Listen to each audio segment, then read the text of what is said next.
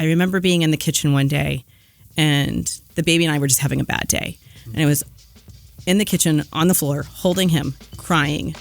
And that first thought came of, well, I think everyone would be okay if I wasn't here anymore.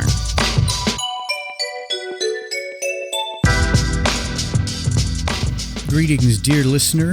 My name is Stephen, and this is the Nook Podcast, where the discussions are always about real faith in real time, because following Jesus is messy and rarely symmetrical. I am always reachable by email. The address is stephen@nookpodcast.com. That address is always in the show notes, along with a link to Buy Me a Coffee, which is a simple and safe way for you to support this show financially. I really don't ever want to waste any time within this show with ads, which is why I reach out to my amazing listener base to be the sponsors. Anything that you can send helps defray the costs and really helps keep this thing going. And I so appreciate those who've been able to give. You guys rock.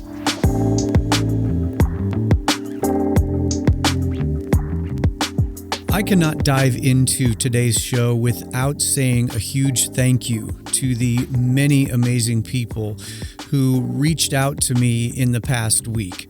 My last episode of this show was a tough one to post, and if you have no idea what I'm talking about, I invite you to check it out. It's the last episode before this one. It's only about 11 minutes long, and it just gives some insight into a really depressive episode that I went through personally just about 10 days ago. And while I used the word ironic in that it happened right in the middle of a series of shows about depression, based on some of the feedback that I have received, it really hit for some people. It was a reminder for me that when we choose to share those really hard struggles with others, it can end up helping them as well as ourselves. One such person is my friend Amanda Bjornson. That podcast episode really stirred some things up for her, and I am so grateful that she chose to share that with me. Amanda dealt with 2 really bad bouts with postpartum depression, and that left a mark on her. And as soon as she chose to share that with me, I knew that I had to ask her to be on this show. She very graciously agreed to do so, and I believe that many people are going to get something meaningful out of this. So thank you again for joining me today, and settle in for this discussion with Amanda Bjornson.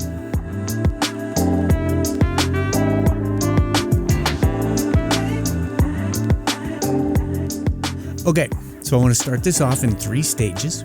We'll call it 1, the easy introduction, 2, the interesting introduction, and then 3, the reason you're here. So, we'll start easy. Your name is Amanda Bjornson. What would the other just more general statistical sort of things be from there? I know you're a wife and mother. What would you list in that short, quick introduction? Amanda Bjornson. Redhead. Oh, I forgot. That is key. That's very important. It's your calling card for sure. It sets everything up for yes, it does. Today and how somebody wants to know me. Amanda Bjornson, wife, mother. Mother of? 3 boys. 3 boys. His, mine, and ours. The 2 olders will be 17 this summer. One just turned 17. The other one will be 17 in August. The youngest is 10. We often say he's our favorite.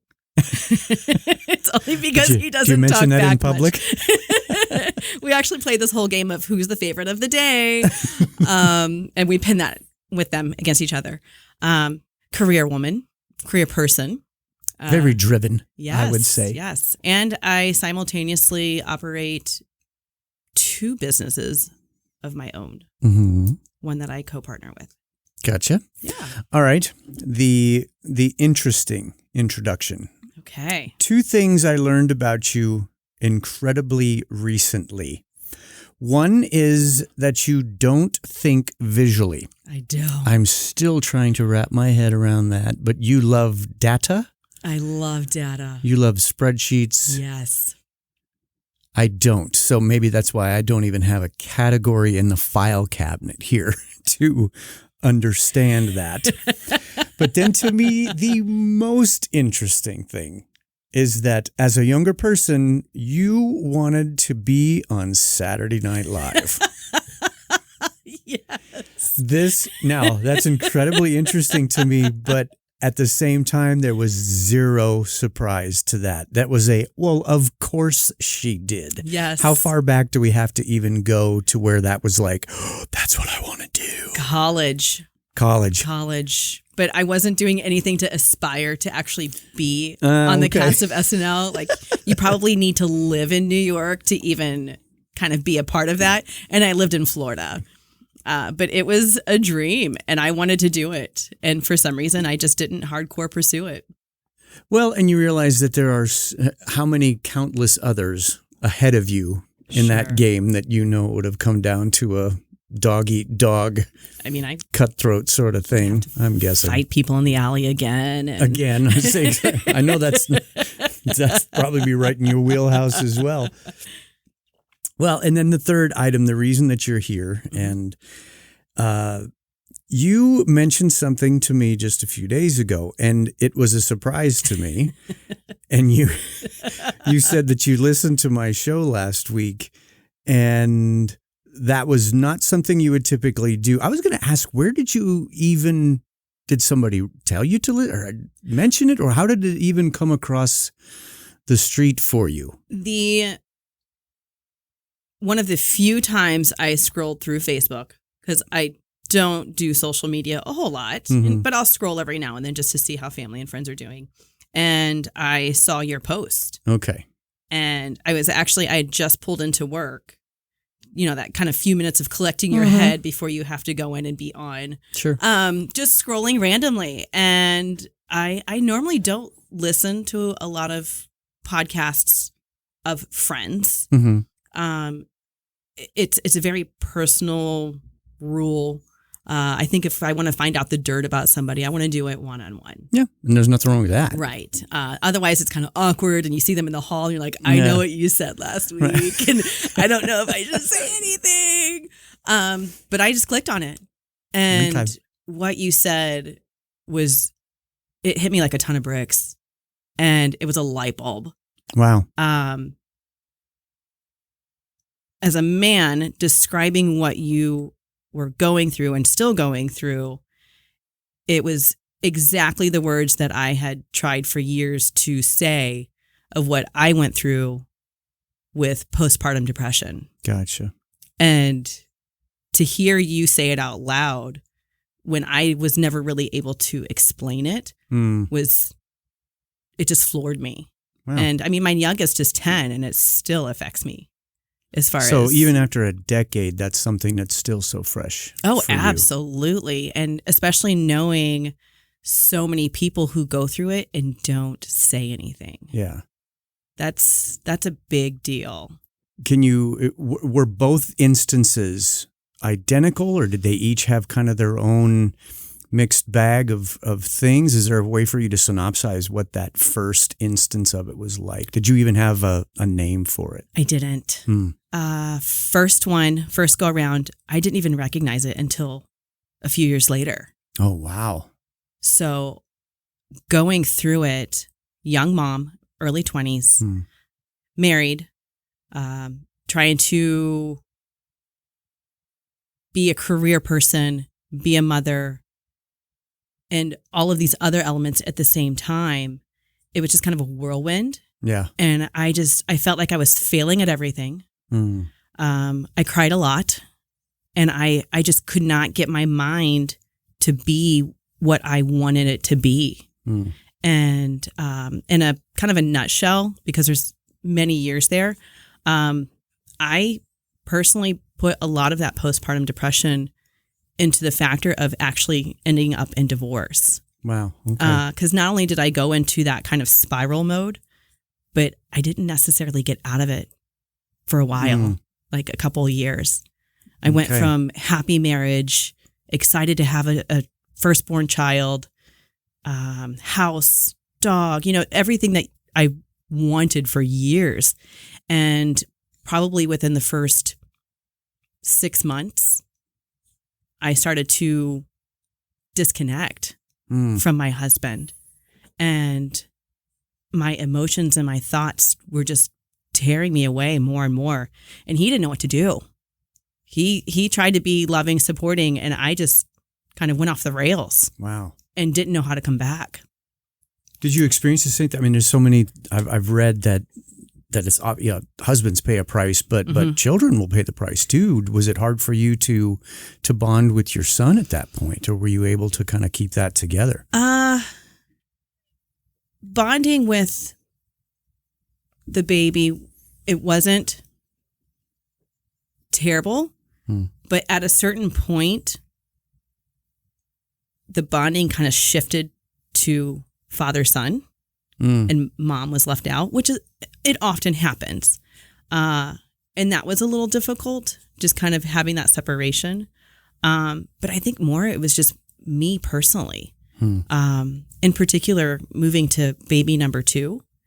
I had a great bond with the baby, but then my thought process was more along the lines of not being able to get it together.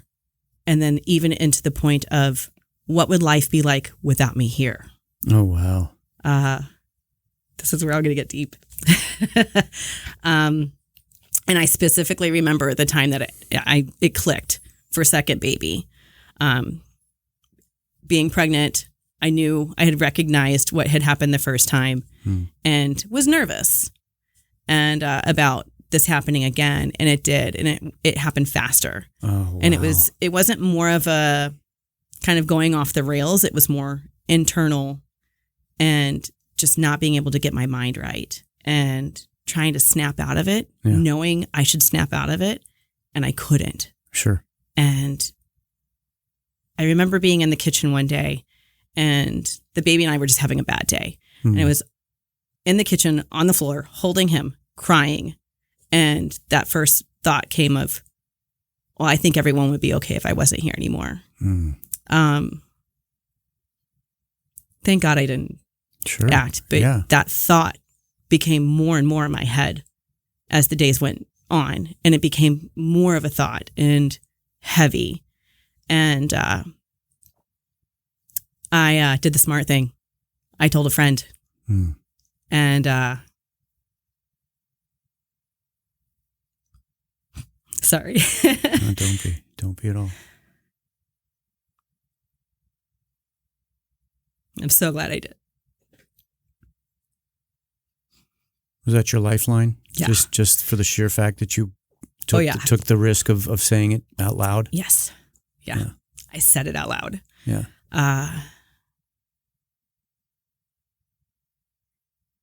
And she latched on big time. Yeah. And first of all, made sure I knew it was okay that I felt this way. Yeah. And that it's often normal, but not spoken about. Oh, yeah. And then purposely pushed me to start moving forward instead of focusing on falling back and falling in. Yeah. And it was an hour by hour, day by day. It took a while to get out of it.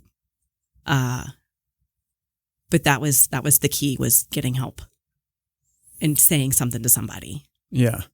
So I'm going to guess. I mean, you've obviously said, thank God it didn't happen, but there's, I don't hear any regret in your voice to say, wow, I'm really glad that I finally said something. Yeah. Oh yeah. Yeah. I don't know what the outcome would have been had I not gotten help. I mean, nobody wants that.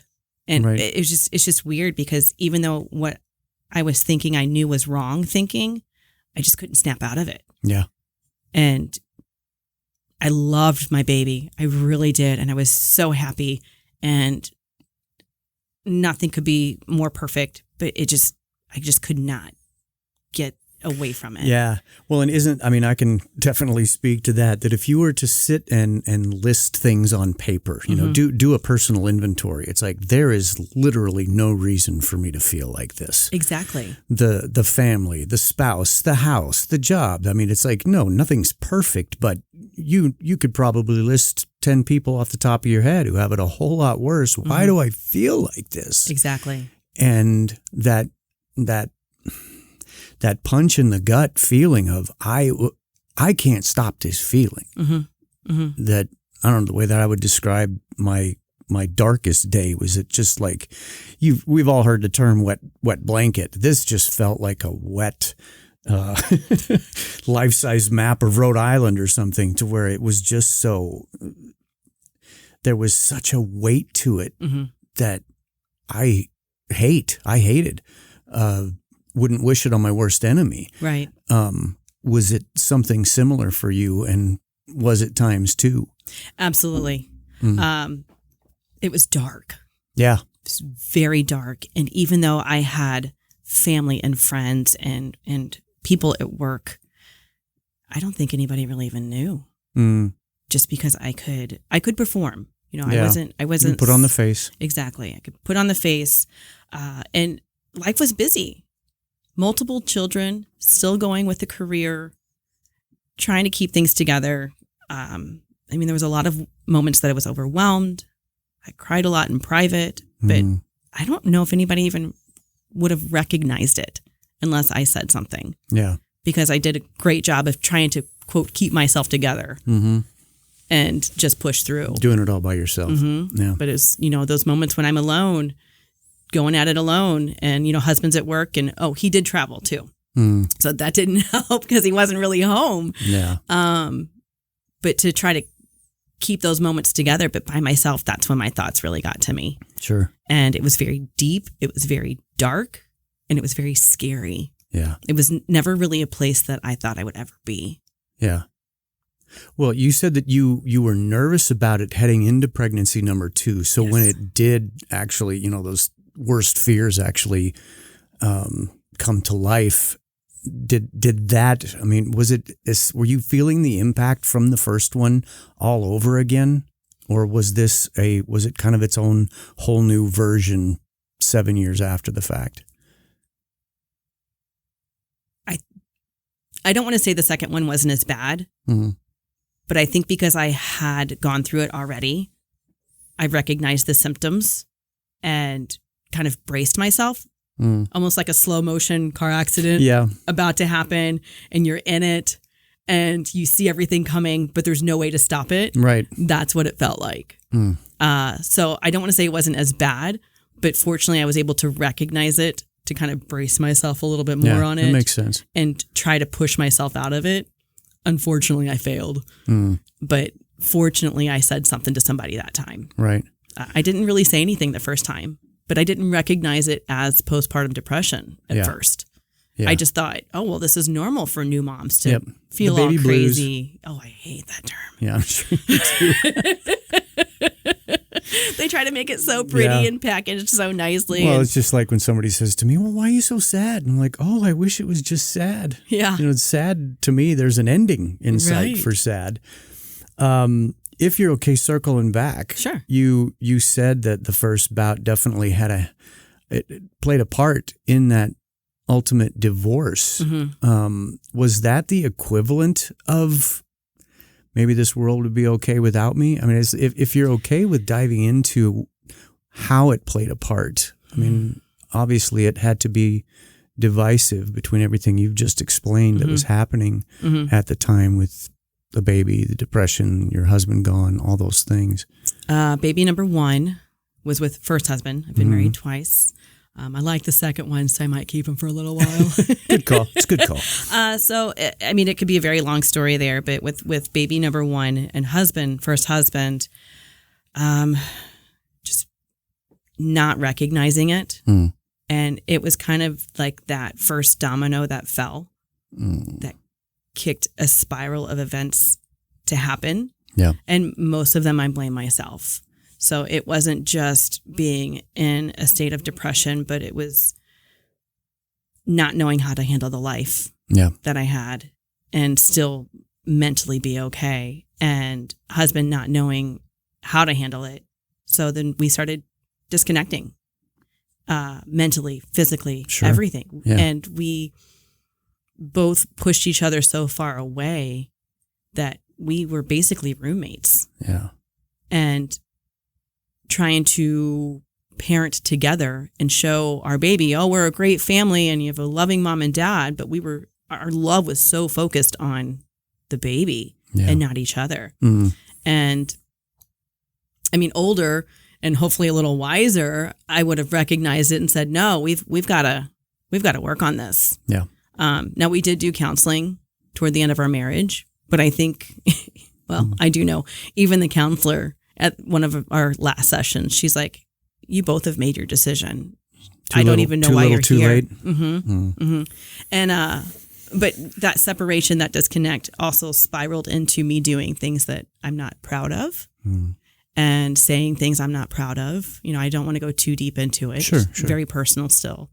But gosh, even when we separated, I mean, he's a great man. He's wonderful. And we are wonderful friends today.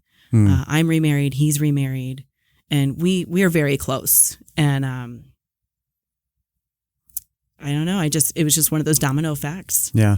Well, and you said something the other day that struck me about that. And you mentioned his name and you said, poor guy. Mm-hmm. I mean, to me, that's an ownership of you realize just how bad things were. And maybe you can even go back and point to how that's, the postpartum depression is where things really started to jank south for you, especially when, your trajectory was awesome. Right. Having a baby is just the next natural step in this thing. So we were so excited. We just keep getting better and better here. Yeah, we were so excited. We were new in our careers. We were both going in the direction we wanted to go in. Kind of a side note with the depression, one of those extra dominoes was not only was I depressed, but then I started to get angry. Oh, yeah. Well, and I learned from my counselor that anger is a secondary emotion. So for it to follow depression is, I ain't an expert or nothing, but that's, it's anger, it's regret, it's, well, now I'm really disgusted with you, whoever you is, because all the laces are coming undone. Right. And unfortunately, my husband at the time took the heat of a lot of that. The anger, the not knowing how to control my emotions, and then just lashing out. Yeah. And eventually separating basically for the safety of our relationship. Yeah. And making sure that we didn't screw up our son too much. Yeah. Well, then it's these many years later, you have to feel some redemption or, something positive about that you do maintain a decent relationship, that all was not lost. Just, sadly how divorce goes for so many people, where even when you're joined by a shared child, the thing may have been so sullied that there's nothing left to rebuild. Right. Well, then looking back at both of these bouts, was there an obvious point with either one where you could tell the cloud had lifted? Or, truly, is there a remnant of any of that might still poke its head out every once in a while, or would you really just tie it back? I don't know. Pardon me for the side note here. It's just like you think of people who deal with seasonal depression. Postpartum depression. Good grief. Postpartum depression. It's obvious. You can point to a thing, and even though it may last a couple of years or whatever, it's like, well, yes, that started with postpartum, and then it's more of a chronic thing, like I deal with. Spin the wheel. Is there a way for you to say, okay, by about year 2 or, a certain mark on the timeline, you could say, I finally felt like I was past the hard stuff? Yes. Good. Okay. The baby was a little over a year. And I started. This is number 1 or number two? two? Okay. Number 1, it was just so fuzzy. Like not actually recognizing it and working on it and purposely trying to get out of it, but just rolling with it, which was a terrible thing.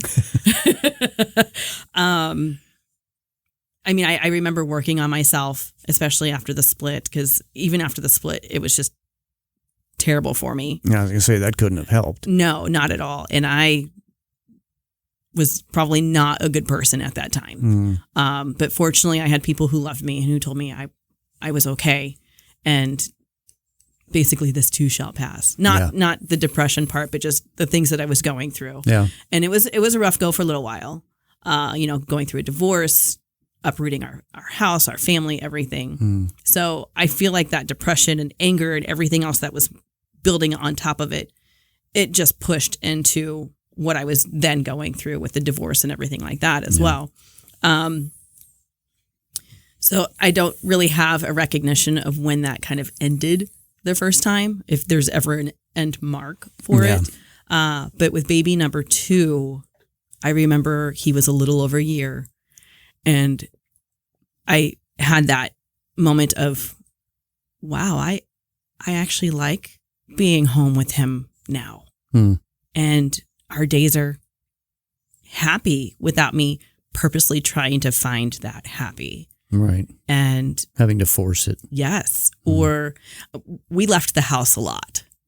So in order for me not to be in my own head too much, we would go to other people's houses. Yeah. Especially my one friend. I practically lived at her house. Oh, I mean, almost impossible not to just glom onto somebody like that. Fortunately, she was home. So, and another thing is I got a babysitter. So during the day, not every day, but there were times when I would drop him off and just go do things and spend time. Take care of you. Yes. And find my happiness. Yeah. And actually started one of my businesses with my friend to keep my brain going, find that happiness, find that small spark, and then focus on it. Sure. So we did. Well, especially in that maybe there's a tendency, even in a moment like that, where you start to feel guilty. Well, I just dropped my kid off. And it's like, no, I mean, you realize that when you take good care of you, that you're that much a better mom to him.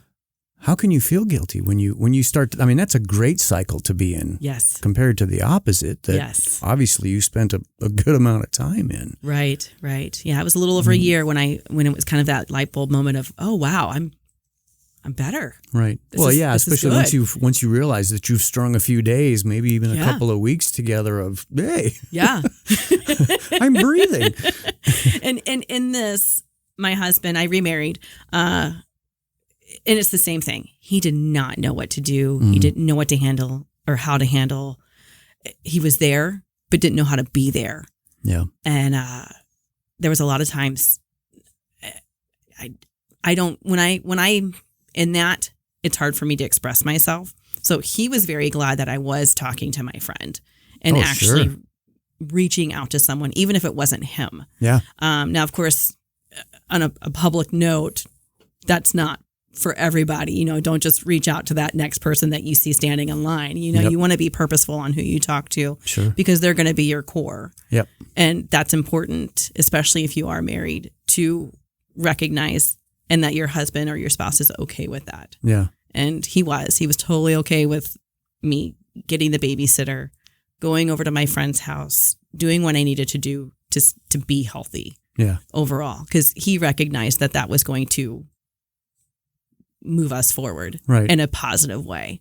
So, well, did you feel like because of what you had lived through with your first marriage, that even in the depths of those dark times, that you knew you had to keep your husband in the loop, even if it was hard to say things? Yeah. You, I'm assuming that you just had to be incredibly mindful of. Yes. Okay, I got to give you the Drudge report here today. That it wasn't awesome, but how unfair it would be to him if you didn't. And my goal was for history to not repeat itself. I didn't want to go down that path again with another amazing man. Lightning struck twice for me. That's a great way to look at it. And I did not want history to repeat itself. I did not want to go down that path again. I mean, of course, nobody wants to go down that path, but being married to a great man, I don't want to destroy another marriage. Sure. And I was honest. I didn't say much to him all the time, but he knew when I had bad days. Yeah. And what was tough, though, was he did travel a lot. So him reaching out to my friend, he was like, yeah, go. I'll do whatever you need to do. So yes, and I had also quit my full-time job. It was part of the process of me trying to keep myself together. I just couldn't handle it. I couldn't handle working full-time anymore and having a baby and freelance. Right. Like all these other elements and a husband that traveled with a 6-year-old too. That could be some really messy soup. Yeah. At that point. I'd actually quit my job, which was terrifying because we were a 2-income family. Yeah. And, but he didn't care. Whatever I needed to get better. Yeah. That's what we needed to do. Well, and what a beautiful thing that is that you're both seeing it as such a humongous priority that, you may have to do the old beans and rice and beans thing, but that if the core of the two of you remains intact, that you'll weather it. Right. I'm assuming you can say that now. Oh, yeah. 10 years later. Yes, absolutely. But it was do whatever it takes. Yeah. And it was day by day, moment by moment. Yeah. But he knew when I had my bad days, even though I didn't spill everything, and just was there. Yeah. Didn't know how to be there. How key is something like that you don't always need to hear the full story. You don't always need to tell the whole story. I think, I don't know. I'm just in that mindset that sometimes you just have to say today sucked. Oh, yeah. Can I just curl up in a ball here next to you and just let that be okay for right now? And that's what I did at my friend's house a lot. Yeah. But I was with her and she was there for me and let me talk when I needed to talk. If we didn't want to talk, we didn't talk. Yeah. But that's what helped pull me out big time. Just being in the presence of somebody you know who loves you and would go to the wall for you, that you can never put a value on, on something like that.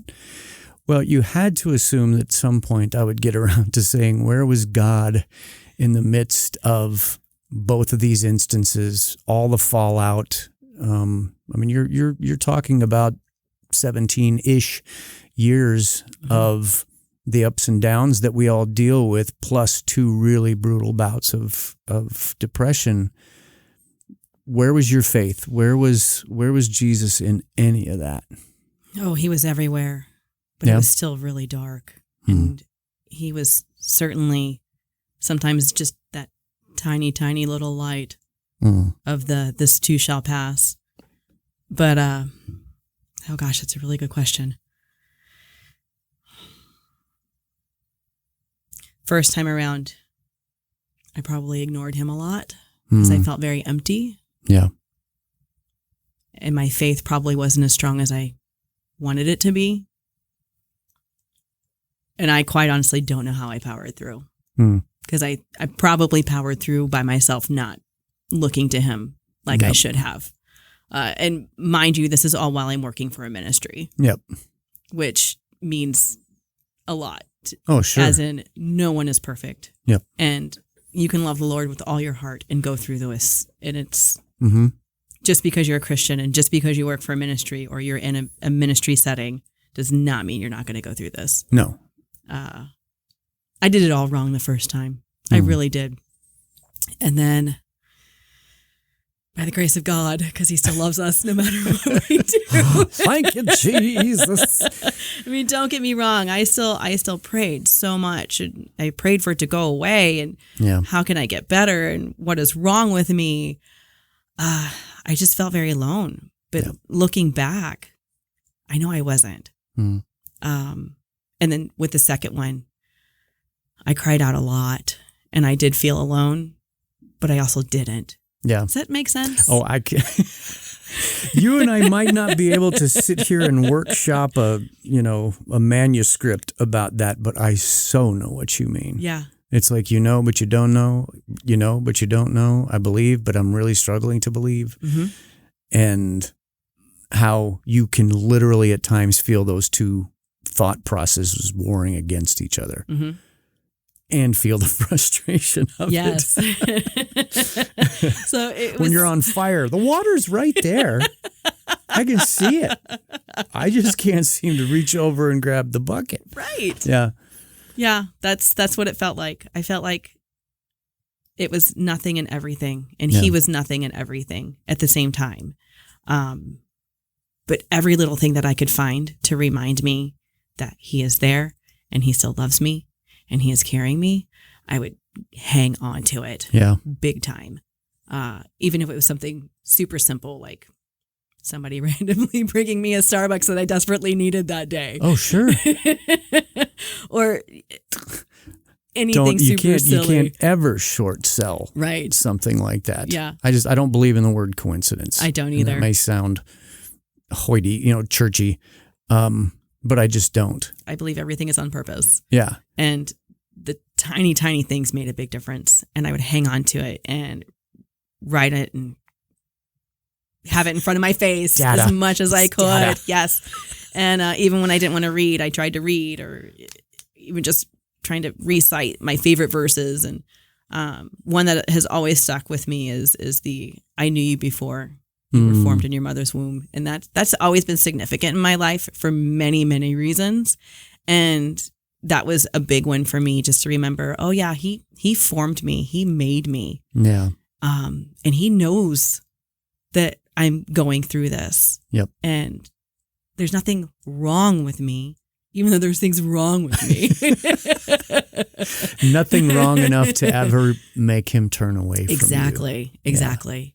I wish I could say, I felt like he wrapped me in his arms every day, but it didn't feel like that. Mm-hmm. But I knew he was still there. And even today, 10 years later, he still reminds me when I think he's not talking to me or there, he is, but he's probably talking to the mountains to move the mountains for me. Mm. So little things like that are big deal. Sure. He's there. He may not be talking directly to me, but he's there. Yeah. And he's moving mountains and he's making things happen. And then when they do happen, I'm like, oh yeah, that makes sense. Oh, were you sitting there the whole time? Where'd you come from? So just to kind of recap that whole babble, I did it all wrong the first time. Yeah. But he still loves me and he didn't care. Mm. And second time, even though I didn't feel him, I felt him. Yeah. And it was rough, and it was a journey, sure, a big journey. And it took a little over a year for me to feel like I was getting out of it. But I'm very thankful for him. And I'm thankful, very, very thankful for my support. Yep. Well, and then to wrap it up, if we could kind of go for the low hanging fruit in speaking to a young mother, maybe even a young mother to be, is there a thing or two? I mean, you mentioned the importance of saying what you said to a trusted friend at just the right time. Mm-hmm. Is there any more to that, or is there anything else that you would offer to a mom with a young brand new baby in her lap today that is starting to feel some of those things come crushing? Yes, so many things. Hey, new mom. It's okay. Yeah. But get help. Recognize and get help. And you're not alone. Yeah. And I'm a statistical. Easy for you to say. And I'm a statistical. What Amanda's trying to say is a statistic. I like facts. Yes, you do. 1 in 9 new moms suffer with postpartum depression. Yeah. So you're not alone. Yep. Recognize it and get help. It is going to benefit you. It will benefit your family. And it will potentially stop worse things to happen. Yeah. All right. Then you've really had to look at two very different sides of the same coin with the two men that you've been married to. Mm-hmm. Is there a way for you to synopsize the thoughts into how you would encourage a brand new dad who is starting to see some things in his wife. I mean, I make the joke. It's like all of us guys remember our wives before they went crazy and had children. But there also comes a point when you start to think, gosh, this is more than just, we've had a couple of rough nights with very little sleep and we're worn thin and all the things that we know babies bring to a house. But so much joy. Yeah. But what do you say to that new dad who's starting to see, wow, man, she seems like this is more than just your average struggle? It might be rough. It might be rough for mom to recognize it. Help her recognize it. Say something, even if you fear the lash and the denial. Yeah, that's a word. Because I didn't recognize it. And unfortunately, my husband didn't either the first time around. And we just tried to make do. Yeah. But if husband is recognizing it, say something. Because she might not recognize it. Yeah. I pushed it off as, my hormones are crazy. And this is just how it's supposed to be. Because I'd never been a mom before. Right. And as much as other moms want to give you advice and talk to you, just like I'm doing today, sometimes it just doesn't sink in. Yeah. And, you're too close to it. Yeah. Yeah. Coming from outside in is a whole new ballgame. Yeah. So for husbands, if you're recognizing it before she is, say something. Yeah. And love, of course. Oh, yeah. You have to tread lightly on this. Yes, and read love. the room. And if she's having a hard time talking about it, then at least work for those steps for her to get that help. Yeah. Try again the next day. Absolutely. And the next day. Yes. Yeah. And then change a few more diapers for her. Right. Or bring her a Starbucks. Yes. Is there any aspect to this that you thought we would talk about and didn't, or anything else just come up in thought as we've been talking that you want to make sure you say? Well, the big thing is for them to get help, for people to get help. Sure. And it's okay. It's okay to feel the way you feel. You're not doing anything wrong. You're not a bad person. It happens. It happens to good people. It happens to Christians. It happens.